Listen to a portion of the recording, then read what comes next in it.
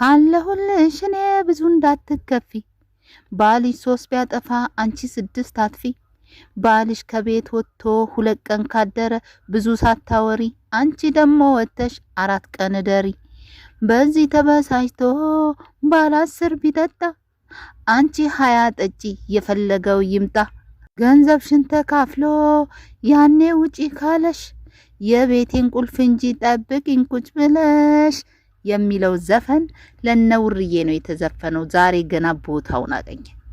ይኸውላችሁ ውርዬ ባሏ ነጯ ውርዬና ነጩ ውሮ ባልና ሚስት ናቸው።